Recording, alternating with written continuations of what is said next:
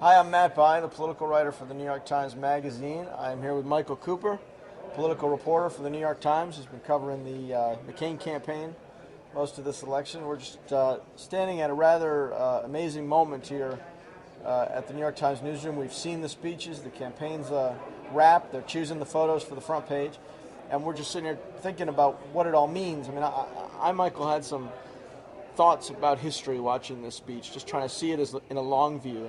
And they're a little bit random, but in one sense, the thing that keeps coming back to me is the meaning not of the speech tonight, or even of the convention speech, but Barack Obama in 2004 in Boston.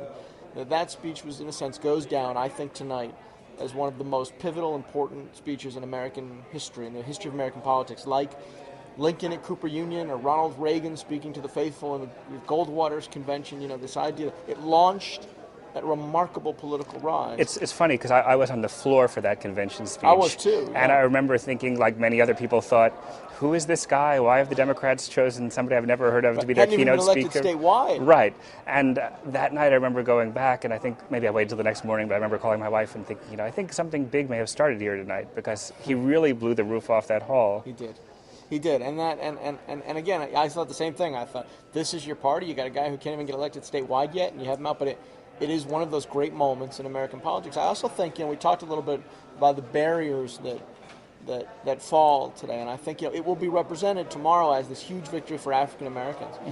But I really believe that in the long view of history, it's more than that. It is the breaking up of a 220-odd year monopoly on the presidency with one small incursion by John Kennedy, but really, a monopoly of white Protestant men that I think all groups, women, Jews, Asians, Italians, whoever else, I think all groups can look at this tonight as a breach of a monopoly. Mm-hmm. That I think it is a huge generational moment. It's a moment where you're in my generation, really the generation after the boomers, kicks down the door of American politics after a long and very unproductive governing period. And that was a big part of his appeal the whole time. He was the promise to turn the page on the divisive baby boomer politics and stuff, and there was doubt about whether it would happen. But I think that's right. Now tell me this.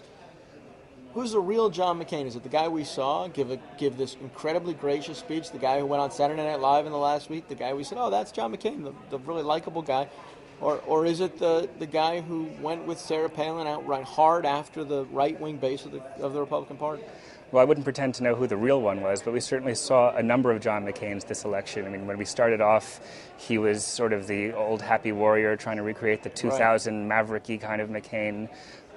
Then, things, his campaign fell apart, and suddenly he found himself really scrounging for the nomination, and he made a series of decisions that turned him into a very different candidate.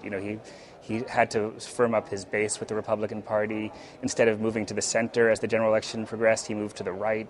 The drill here, drill now, right. Drill baby, drill. Yeah. And this man who had become sort of famous for a different brand of politics, for decrying, the swift boat politics, right. Even when he was campaigning at the side of President Bush, suddenly launched a very tough, aggressive campaign that, to some extent, kind of tarnished his brand a little bit. It struck me as very poignant, this moment in the very beginning of his concession speech, which was, I really think, a very gracious, actually quite moving speech, where it sounded like he was almost wistful when he talked about the inspiration Obama had brought.